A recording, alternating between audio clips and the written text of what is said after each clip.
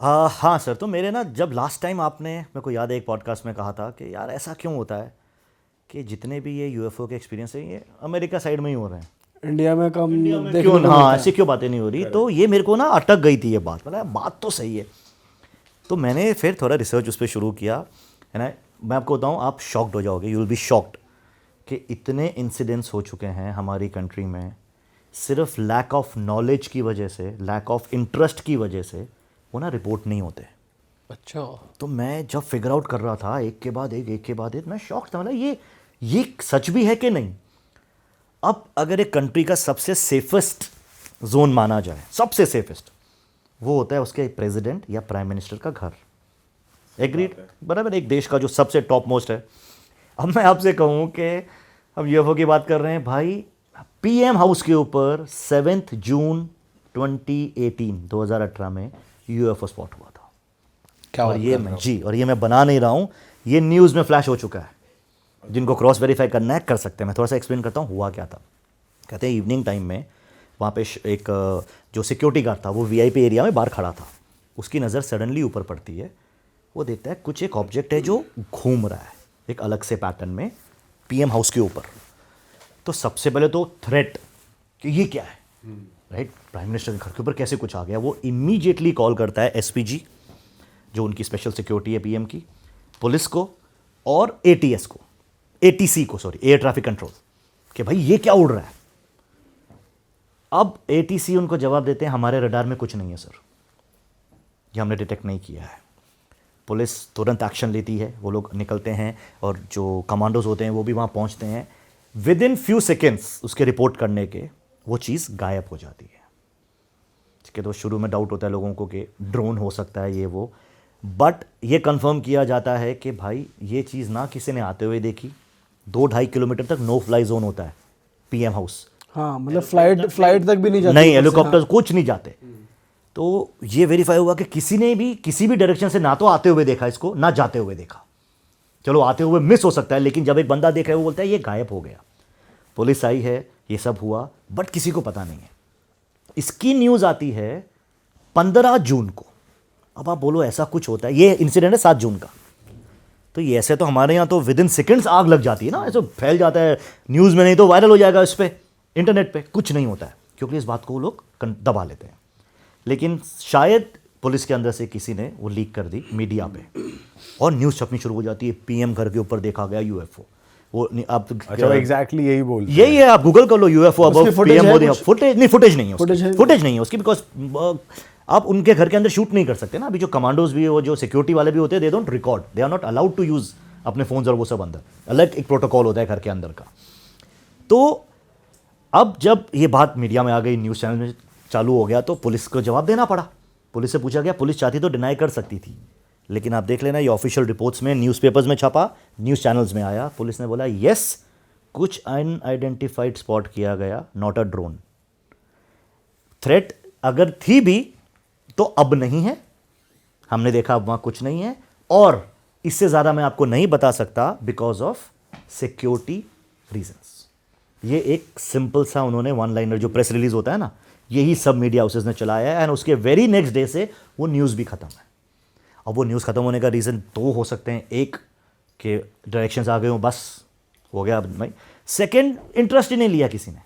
But वो articles available है? Internet पे अभी भी अवेलेबल है। बट वो ये जैसे सिक्योरिटी ने देखा वो, तो ये वो बता पा रहा था कि वो यूएफओ ही था, क्योंकि उसने क्या देखा, उसने यूएफओ क्या की बताया? डेफिनेशन हो जाती है अनआइडेंटिफाइड फ्लाइंग ऑब्जेक्ट, तो यूएफओ की कैटेगरी में बहुत आ जाते हैं।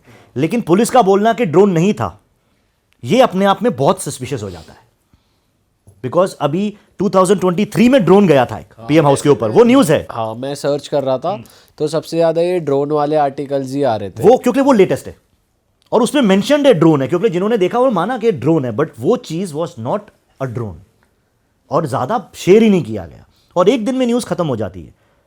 तो ये मेरे लिए स्टार्टर के लिए सोचो आप, जो आदमी सर्च करने बैठ रहा है इंडिया में यूएफओ, वो शुरू ही पीएम हाउस से होता है, मतलब भाई ये तो खतरनाक चीज़ हो गई। इसके अलावा एक बहुत फेमस इंसिडेंट है, ये भी इंटरनेट भरा पड़ा है इससे, इसमें हमारी आर्मी भी इन्वॉल्व हो गई थी।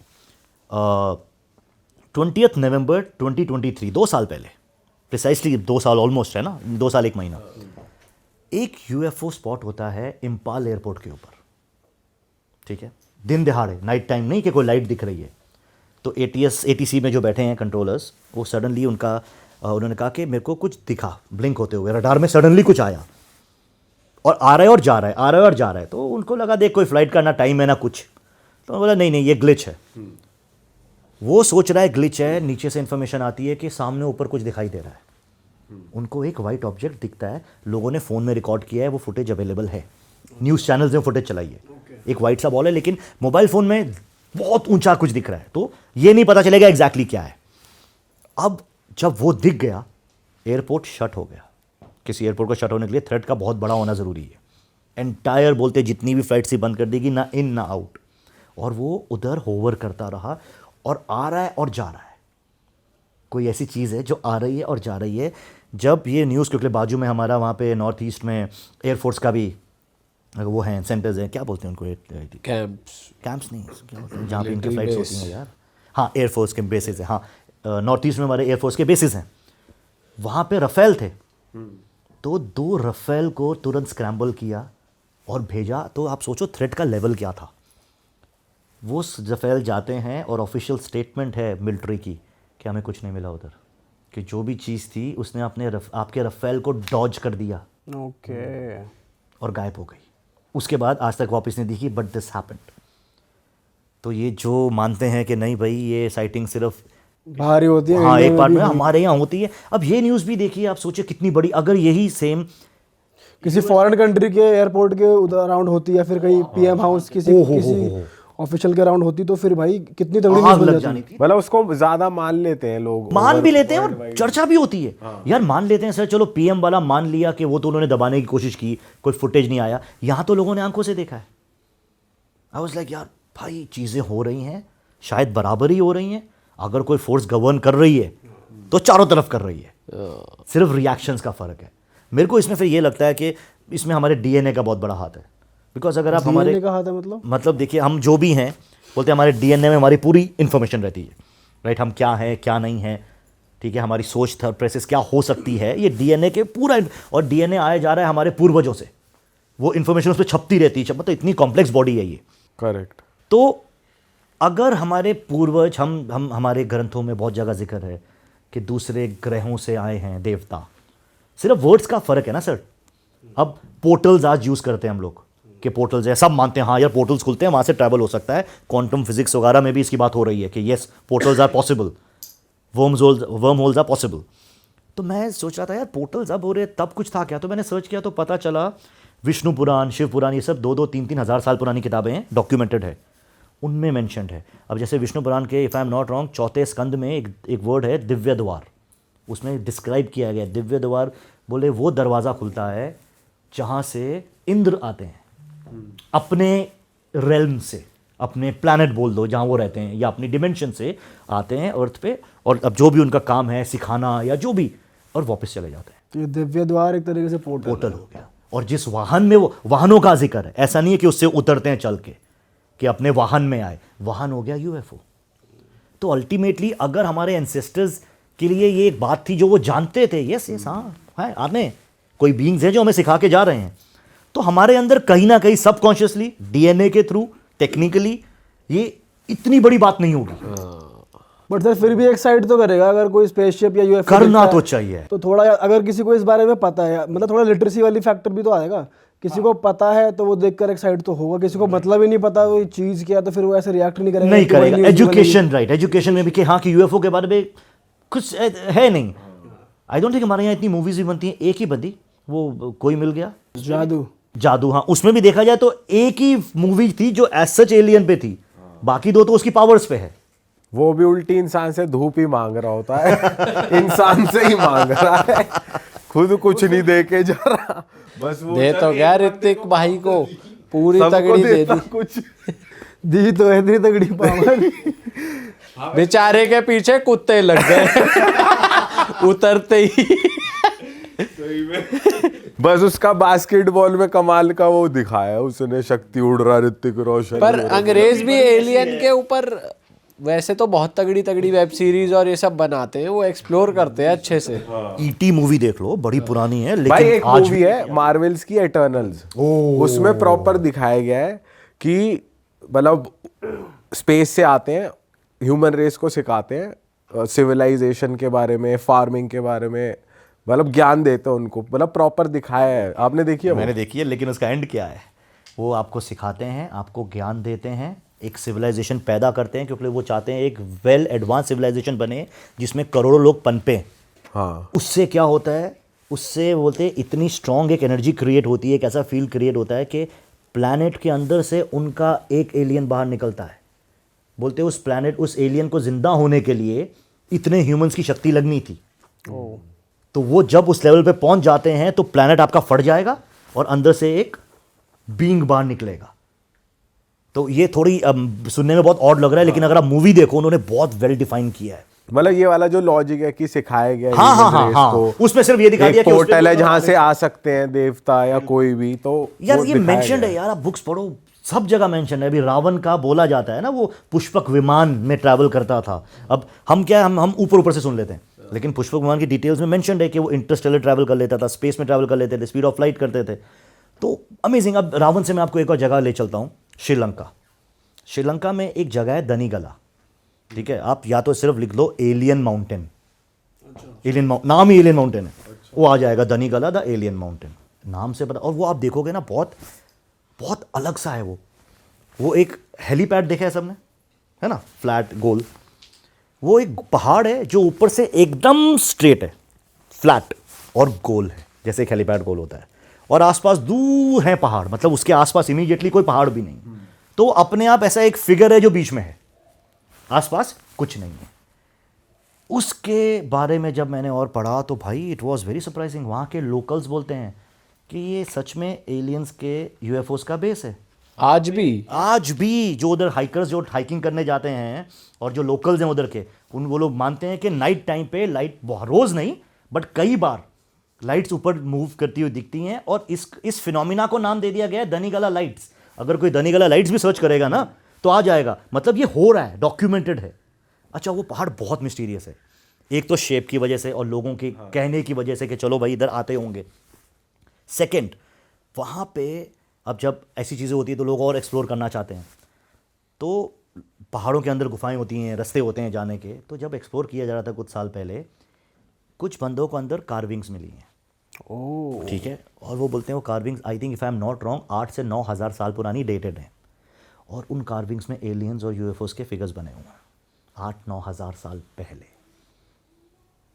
अब ये पहाड़ यहाँ ही ख़त्म नहीं होता, इसके बाद फिर बोलते जब और अंदर गए तो अंदर एक बुद्धिस्ट टेम्पल मिला, एलियन पहाड़ के नीचे बुद्धिस्ट टेम्पल। और बोलते ये टेम्पल बेसिकली एक टाइम पे मोनेस्ट्री थी जो खुद उन्होंने गौतम बुद्ध जी ने बनवाई, क्योंकि बोलते वो इस एरिया को यूज़ करते थे एस्ट्रल ट्रैवल करने के लिए। गौतम बुद्ध उस एरिया को, क्रेजी वो पहाड़। अभी आप सिर्फ लिंक करो चीज़ों को, वो पहाड़ जहाँ पे यूएफओ साइटिंग्स होती हैं, वहीं से गौतम बुद्ध जी का ज्ञान तो अनलिमिटेड था ना।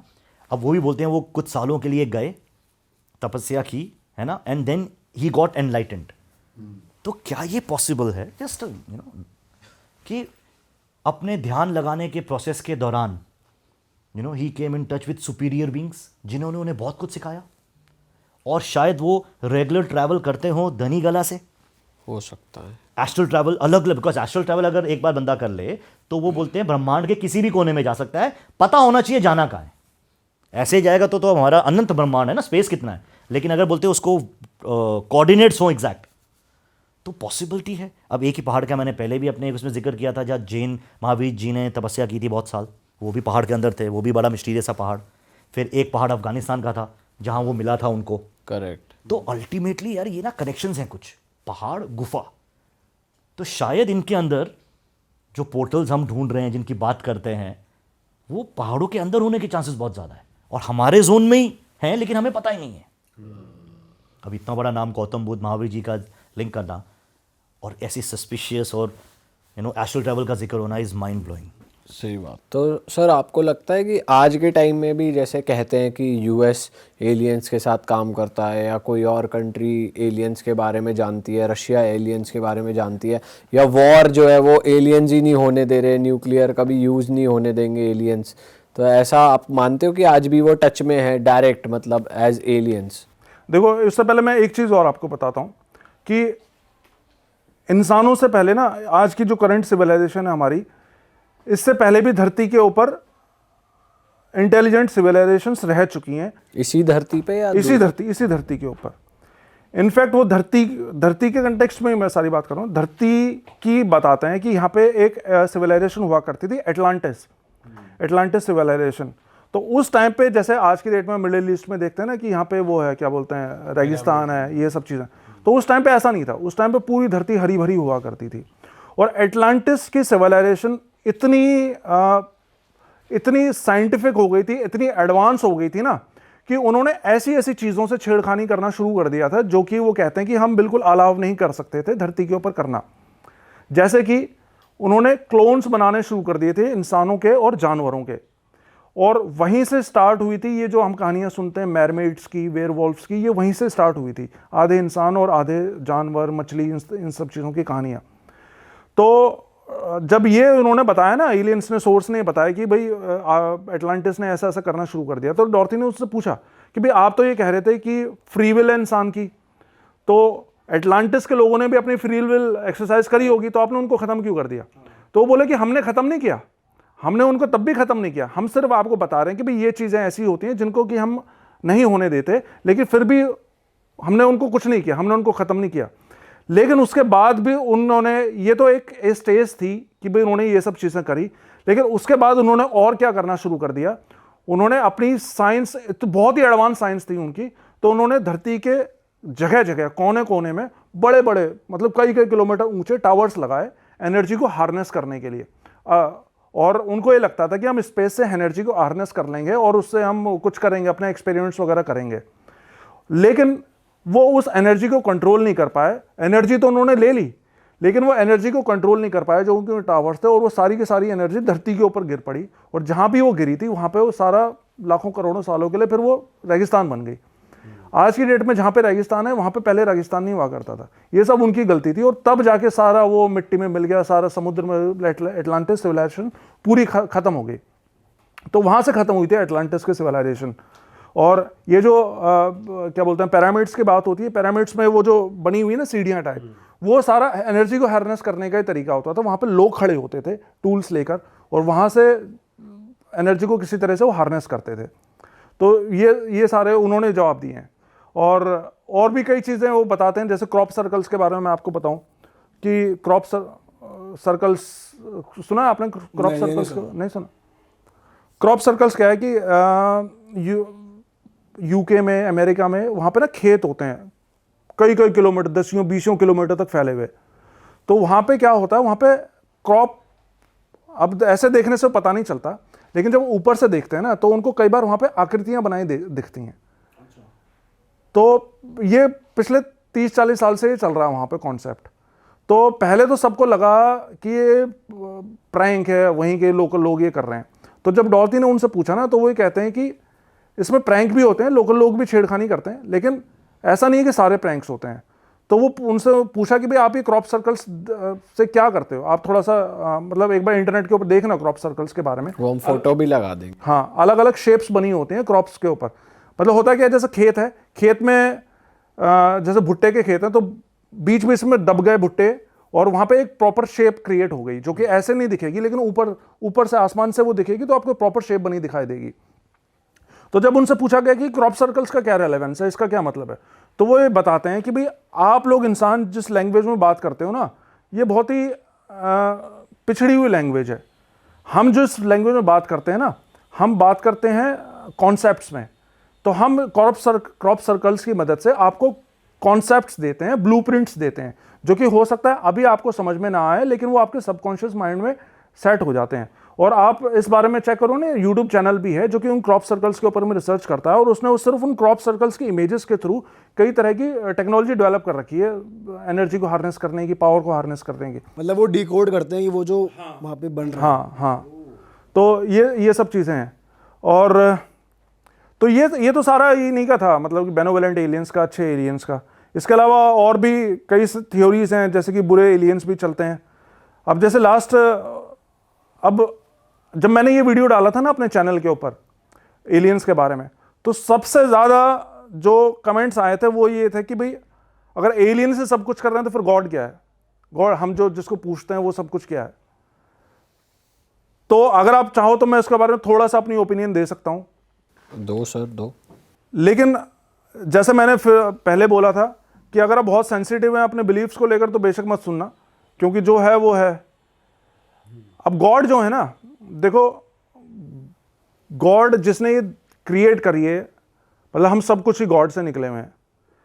अब जब उनसे पूछा गया ना, सोर्स से पूछा गया कि भाई गॉड कौन है, तो वो ये बताता है कि उन्होंने ये बोला कि जैसे 4 साल का बच्चा है, 4 साल के बच्चे को आप कैलकुलस पढ़ाओगे 12th क्लास का, तो वो नहीं समझ पाएगा उस कॉन्सेप्ट को। उसी तरह आप इंसान जो है ना, आपका ब्रेन डेवलप्ड ही नहीं है उस लेवल पे कि आप गॉड के कॉन्सेप्ट को समझ सके। तो आप उसके बारे में पूछो ही मत, आप समझ ही नहीं पाओगे गॉड का कॉन्सेप्ट। आपको लगता होगा कि आप बहुत समझदार हैं, लेकिन आपकी ब्रेन में वो कैपेसिटी ही नहीं है कि आप गॉड के कॉन्सेप्ट को समझ जाओ। तो उन्होंने ये बोला। और रही बात क्रिएटर की, तो हमारे क्रिएटर गॉड नहीं है, हमारे क्रिएटर वो एलियंस हैं जिसने हमें क्रिएट किया। अब धरती पे अपने बात करूं तो हमारे यहाँ इतने सारे रिलीजन्स हैं, लेकिन सब के सब रिलीजन्स मैन मेड है। ये कोई भी गॉड मेड रिलीजन नहीं है, सबके सब मैन मेड हैं। अब एक और चीज़ मैं आपको बताता हूँ, बहुत ही कंट्रोवर्शियल ये हो सकता है।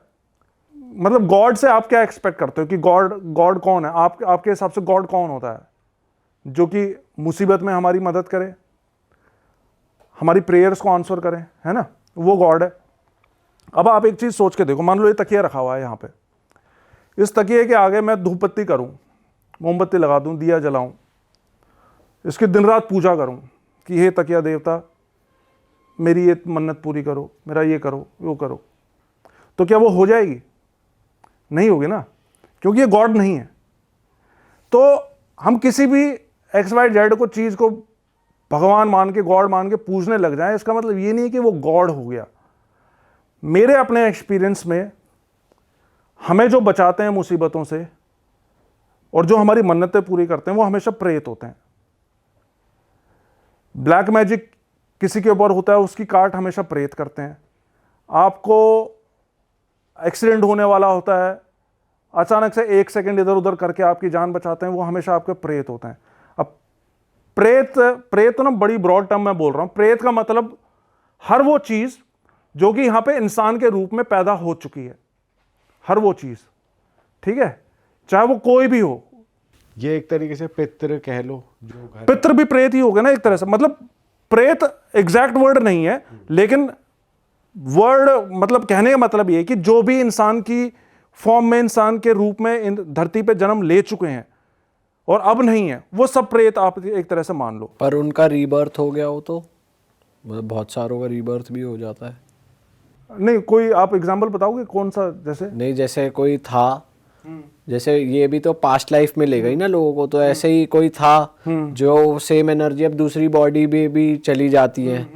तो आप कह रहे हो जो जन्म नहीं लेती दोबारा वो यहीं रहती है, उनको प्रेत कह रहे हो आप, जो एनर्जीज जन्म नहीं लेती? नहीं, देखो जितनी भी डीटीज आप पूछते हो, मान लो जैसे पितृ का ही ले लो कॉन्सेप्ट, तो पितृ भी तो एक तरह से आत्मा ही है ना, वो भी तो एक तरह से प्रेत ही है, क्योंकि उसने भी किसी जमाने में इंसान के रूप में जन्म लिया था धरती पे।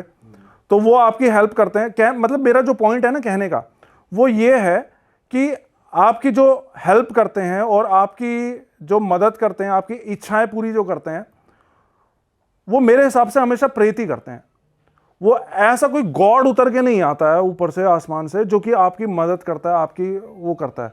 क्योंकि गॉड अगर करता होता, मान लो वो आपकी कर रहा है, मेरी नहीं कर रहा, तो वो तो एक तरह की पार्शियलिटी होगी ना, और गॉड कभी पार्शियलिटी नहीं कर सकता है। बट सर आपको नहीं लगता कि जैसे आप इन्हें पितृ कह रहे हैं, प्रेत कह रहे हैं, कोई अगर गॉड कह रहा है, कोई अपनी लैंग्वेज में कुछ और कहता है, तो सिर्फ फॉर्म एक ही है, अलग अलग नेम्स के साथ है। मतलब अगर कोई हेल्प ही कर रहा है, कोई मदद ही कर रहा है बुरे टाइम में, तो वो भगवान कहलाएगी। उसको मैं भगवान कह रहा हूँ, आप भगवान कह रहे हैं। आपका एक चलो प्रेत भी आपने उसका ऑल्टरनेटिव वर्ड निकाल दिया, तो it is just the way of telling कि ये कौन है। मेरे हिसाब से मैं उन्हें ये बोलूँगा, बट है तो वो एक एनर्जी और क्रिएटर ना। हाँ, नहीं जो नहीं help- नहीं नहीं क्रिएटर नहीं है वो, मतलब वो क्रिएटर नहीं है, वो क्रिएटर नहीं है, वो इंसान के रूप में पैदा हो चुका है यहाँ पे। जैसे कि मैं आपको एग्जांपल देके बताता हूँ, जैसे हमारे यहाँ पे हरियाणा में चलते हैं गूगा पीर। गूगा पीर इंसान के रूप में पैदा हो चुके हैं और वो फिर उनकी मृत्यु हुई थी, और वो आज की डेट में उनकी इतनी तगड़ी मतलब शक्ति मान लो, जो मर्जी मान लो, कि वो लोगों को बचाते हैं, बुराइयों से बचाते हैं, उनकी मन्नतें पूरी करते हैं। लेकिन वो गॉड नहीं है ना, वो गॉड नहीं है, वो इंसान के रूप में पैदा हो चुके। गॉड इंसान के रूप में पैदा नहीं होगा। अगर कोई रिलीजन ये कहता है कि भाई हमारे गॉड ने 3 दिन में धरती बनाई, तो भाई 3 दिन में धरती बनाना तो एक ह्यूमन क्वालिटी हो गई ना। मैथ्स में एक फॉर्मूला होता है एफिशिएंसी का, एफिशिएंसी निकालने का, कि भाई मेरे को याद नहीं, याद किया था किसी टाइम पे। तो 3 दिन में धरती बनाई, तो 2 दिन में क्यों नहीं बनाई, 1 दिन में क्यों नहीं बनाई? गॉड को तो यूं ही बना देना चाहिए था ना। तो वो तो सारी हम अपने ह्यूमन जो हमारी सोच है या जितनी हमारी लिमिट है, उसी हिसाब से हम अपने गॉड को डिफाइन करने की कोशिश करते हैं। लेकिन एक्चुअल में ऐसा है नहीं। जो गॉड है ना, उसके लिए तो ये बहुत ही छोटी चीज़ है, धरती के लोग और ये सब चीज़ें। उसको तो ये पता भी नहीं होगा कि भाई यहाँ पे हमारे जैसे कोई लोग भी रहते हैं। तो उन्होंने सिर्फ यही कन्वे किया जब वो थेरेपिस्ट जब उनसे बात कर रहे थे कि गॉड को समझने के लिए आपकी इतनी इंटेलिजेंस है नहीं, आप समझ ही नहीं सकते। उन्होंने लेकिन बताया उन्होंने नहीं। बाकायदा ये जो Convey मैंने नहीं किया। एग्जाम्पल दिया ना, छोटे बच्चे वाला, ये बाकायदा उन्होंने एग्जाम्पल दिया था कि भाई जैसे छोटा बच्चा जो होता है, उसके आप सामने आप कोई एडवांस कॉन्सेप्ट रख दोगे तो वो समझ नहीं पाएगा ना उसको।